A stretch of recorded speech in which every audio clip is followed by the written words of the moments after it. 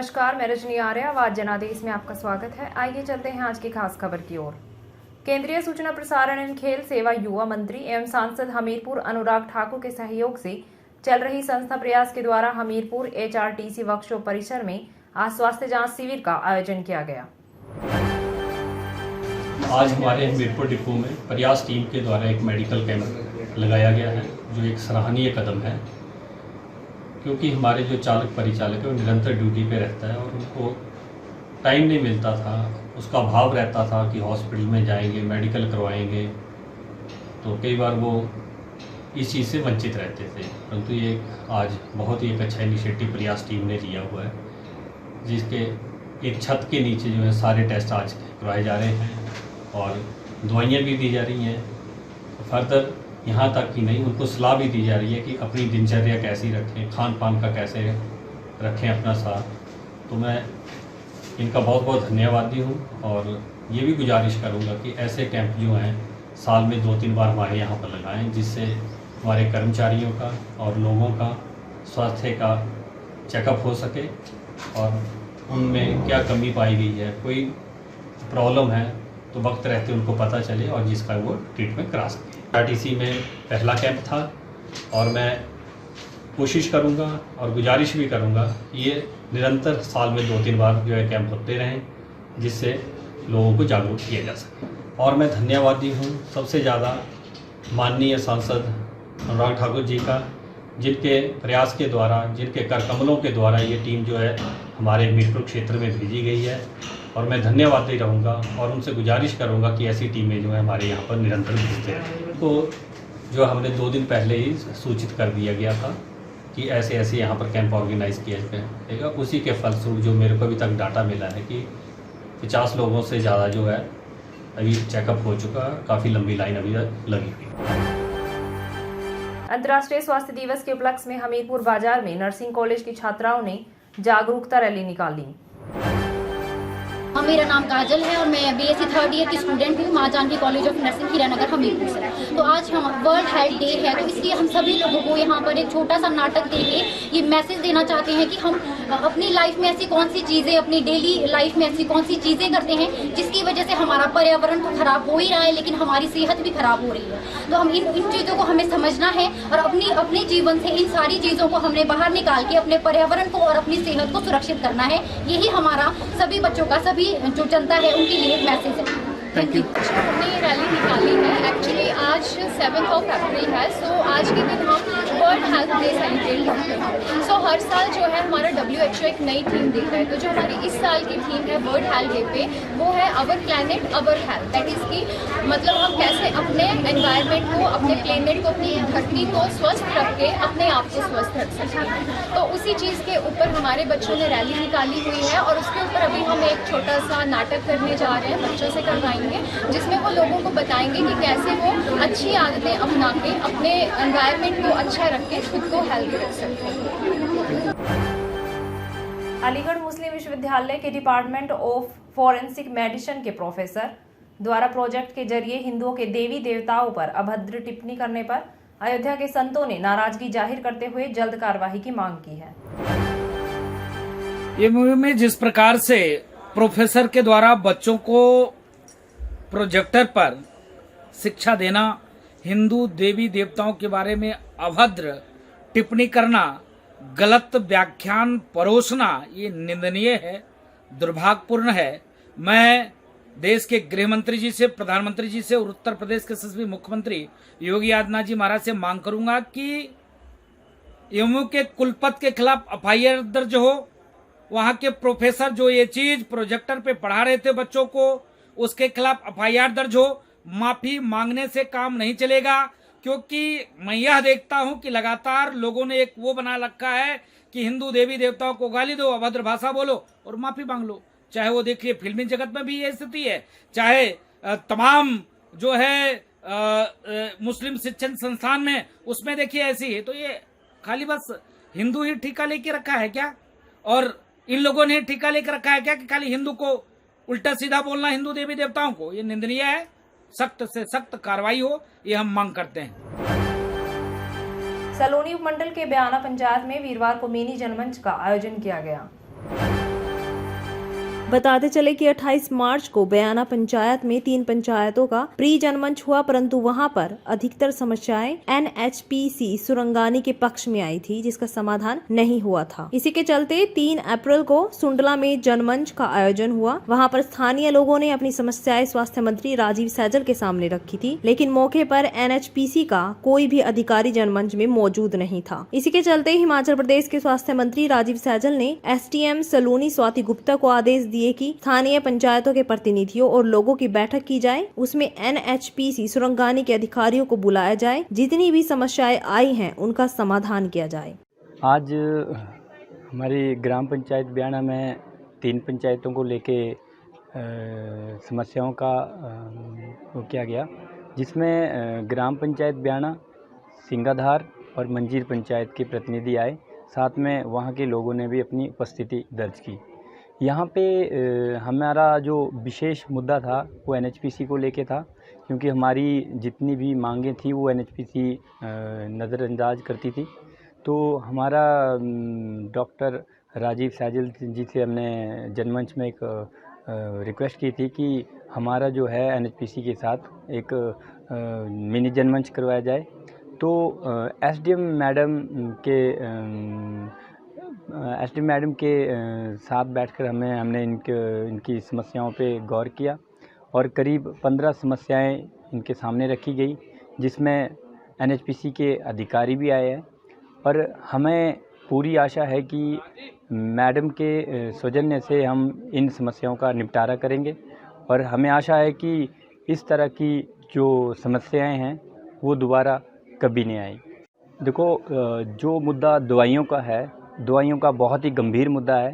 मैंने जनमंच में भी इस चीज़ को उजागर किया था कि जो NHPC के द्वारा दवाइयाँ नहीं दी जाती है, हमारा यही एक विशेष मुद्दा है NHPC को लेके कि या तो हमारी स्थानीय ग्राम पंचायतों को दवाइयाँ दी जाए, या तो हमें PHC के लिए जगह दी जाए, जिसके माध्यम से हम यहाँ पे हिमाचल सरकार के माध्यम से हम एक PHC खुलवा सकते हैं, जिससे हमारे लोगों की समस्या कम हो जाए। बैरासूल पावर स्टेशन का नदी का जो पानी है वो बहुत ही गंभीर समस्या है, क्योंकि सुरगानी गांव में करीब 300 से 400 लोग वहाँ पे रहते हैं और कभी बरसात के मौसम में जितना भी पानी आता है वो इनके घरों के आंगन तक पहुँच जाता है। ये बहुत बड़ी गंभीर समस्या है, जिससे निपटना हमें NHPC के माध्यम से ही निपटना पड़ेगा। लेकिन हमारा एक ही सुझाव है कि वहाँ पे अगर कंक्रीट बाउंड्री वॉल लगा दी जाती है तो हमें लगता है कि हम स्थानीय लोगों की जान बचा सकते हैं। जी, समस्या ये हमारी ये बाउंड्री वॉल लग जाए, वही हमें समस्या है। रात को अभी पानी आने वाला है और बारिश होती है तो ये अपने गेट उठा देते हैं और नीचे हमें बिल्कुल सोना भी हराम है।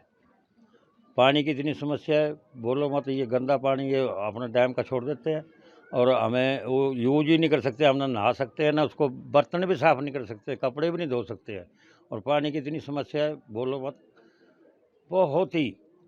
और ये जो अब ये गर्मी का मौसम आ रहा है, हमें अंदर नहीं बैठना पड़ेगा, फिर बूटे के ऊपर रात कटनी पड़ती है, क्योंकि सुबह बड़ी अब ये तो अपने आराम से सोए हुए हैं जगह जगह। इनको क्या समस्या है? हमारा गरीबों का कोई भी सुनवाई नहीं आज तक नहीं हो रही है।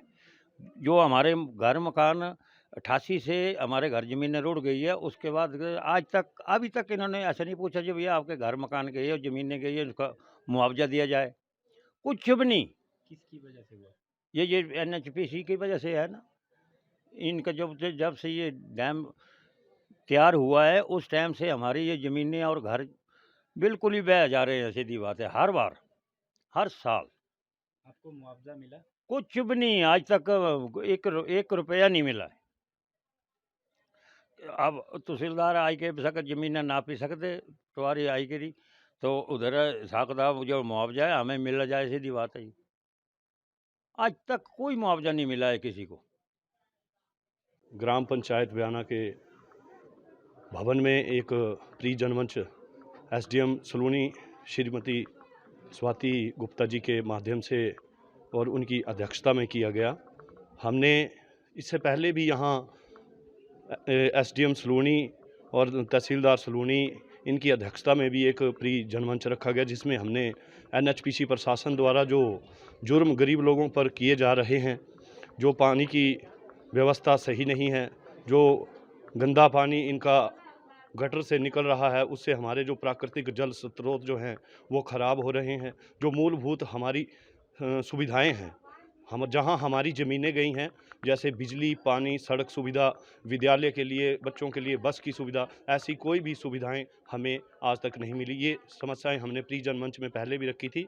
और जो जनमंच सुंडला में हमारे मंत्री अपने स्वास्थ्य मंत्री राजीव सहजल की अध्यक्षता में किया गया, वहां पर उन्होंने NHPC के ऊपर कड़ा संज्ञान लेने के लिए श्रीमती स्वाति गुप्ता जी को आदेश दिए कि दोबारा से NHPC के माध्यम से उनको कुछ अफसर बुला करके उनके साथ दोबारा इस विषय पर विचार किए जाएं और इन लोगों की समस्याएं जो हैं वो सुलझाई जाएं। तो आज ग्राम पंचायत बयाना में हमारे उपमंडल के SDM महोदय यहाँ पे पहुँचे और कुछ हमारे ग्राम पंचायत में NHPC के अधिकारी भी आए और हमने अपनी सारी जो सुविधाएं जो हमें जिनसे हमें वंचित किया गया है वो हमने रखी।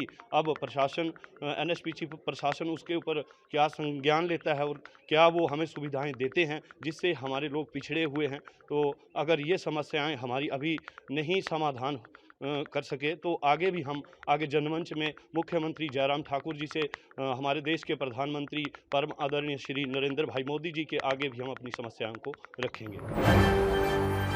पूर्व मुख्यमंत्री प्रेम कुमार धूमल के विधानसभा चुनाव में हार की जांच के बयान पर कांग्रेस विधायक राजेंद्र राणा ने प्रतिक्रिया दी है। राणा ने कहा कि हारे हुए व्यक्ति को मुख्यमंत्री बनाना उत्तराखंड में लोकतंत्र की हत्या से कम नहीं है। कांग्रेस विधायक राजेंद्र राणा ने उत्तराखंड पुष्कर सिंह धामी को मुख्यमंत्री बनाए जाने के भाजपा के निर्णय को लेकर सवाल उठाए हैं। सुजानपुर विधानसभा के कुठेड़ा में आयोजित कार्यक्रम के दौरान विधायक राजेंद्र राणा ने कहा कि जिन लोगों को जनता ने स्वीकार नहीं किया है उन्हें प्रदेश का मुखिया बनाने के हक में वह बिल्कुल नहीं है। लोकतंत्र में किसी भी राजनीतिक दल को काम करने का अधिकार है और आम आदमी पार्टी जो है वो अगर यहाँ पर आज रोड शो कर रही है तो ये उनका लोकतांत्रिक अधिकार है और हर राजनीतिक दल को अपना काम करने का अधिकार है। इसलिए अगर ऐसा रोड शो किया है तो उनको मुबारक हो, वो प्रयास करें। परंतु जहाँ तक हिमाचल प्रदेश की जनता का प्रश्न है, जैसे पिछले उपचुनाव हुए हैं, हिमाचल प्रदेश की जनता ने मन बनाया हुआ है कि हिमाचल प्रदेश में भारतीय जनता पार्टी की जो सरकार सत्तासीन है उससे लोग जो हैं परेशान हो चुके हैं। महंगाई बहुत बड़ा मुद्दा है, लगातार महंगाई जो है वो बढ़ती जा रही है और पेट्रोल के दाम बढ़ते जा रहे हैं, खाने पीने की चीज़ों के दाम बढ़ रहे हैं, बेरोजगारी आसमान को छू रही है और विकास नाम की कोई चीज़ नहीं रही है। प्रदेश लगातार कर्जे में डूब रहा है, तो इसलिए लोग परेशान हैं और प्रदेश का जो कर्मचारी है वो सड़कों पर संघर्ष कर रहा है कि जो पेंशन, ओल्ड पेंशन स्कीम जिसका नाम दिया गया है, जो भारतीय जनता पार्टी ने जिसको बंद कर दिया गया था, उसको शुरू किया जाए, दोबारा उनको मिले। तो इसलिए कांग्रेस पार्टी ने फैसला किया है कि जहां हमारी राजस्थान में सरकार है, छत्तीसगढ़ में हमारी सरकार है, वहां पर ओल्ड पेंशन स्कीम जो है वो लागू की गई है। तो उसी तर्ज पर हिमाचल प्रदेश में भी हमारे आदरणीय श्री राजीव शुक्ला जी जो कि प्रदेश के हमारे प्रभारी हैं, उन्होंने भी इस बात का ऐलान किया है कि 2 राज्यों की तर्ज पर हिमाचल प्रदेश में भी ओल्ड पेंशन स्कीम जो है लागू की जाएगी। और हिमाचल प्रदेश की जनता बेसब्री से इंतजार कर रही है कि कब वो दिन आए और इस सरकार को उखाड़ के बाहर फेंका जाए और फिर से हिमाचल प्रदेश में कांग्रेस की पार्टी को सत्ता सौंपी जाए। कि ऐसा किसी ने भी कुछ नहीं कहा है कि ऐसा, अगर शायद उनका कोई बयान आया होगा तो उसको लेकर किसी ने बोला होगा कि ठीक है कि अभी 4.5 साल गुजर गए हैं, तो अभी, क्योंकि अगर मेरा व्यक्तिगत राय इस मामले को लेकर है कि कोई भी राजनीतिक पार्टी हो, जिस तरीके से उत्तराखंड में एक हारे हुए व्यक्ति को मुख्यमंत्री बना दिया और उत्तर प्रदेश में एक को उप मुख्यमंत्री बना दिया, और ये जो प्रक्रिया शुरू हुई है लोकतंत्र की शरेआम कत्लेआम है। जिस व्यक्ति को लोग स्वीकार नहीं कर रहे हैं उसको आप कॉन्स्टिट्यूशन की सबसे उच्च पोस्ट पर बैठा रहे हैं, तो मुझे लग रहा है कि लोकतंत्र के कोई मायने नहीं रहे हैं। देखिए, ऐसा है कि किसी को अध्यक्ष बनाया जाए, किसी को और जिम्मेदारी दी जाए, कोई राजनीतिक पार्टियों की एक रणनीति होती है, इसमें गुटबाजी वाला प्रश्न ही नहीं है। गुटबाजी तो देखनी है तो भारतीय जनता पार्टी में आप देखें, बड़े करीब से देखें कि किस तरीके से गुटबाजी है। हम उन पर टिप्पणी नहीं करना चाहते, उनका अपना मामला है, परंतु हम कॉरपोरेशन का चुनाव और साथ में विधानसभा का जो चुनाव है उसी तरीके से लड़ने जा रहे हैं। जिस तरीके से हमने उपचुनाव लड़े थे उसी तरीके से हम लड़ेंगे। देश और दुनिया की ताजा खबरों को जानने के लिए हमारे YouTube चैनल को सब्सक्राइब करें, बेल आइकन को दबाएं और Facebook पेज को लाइक करना ना भूलें।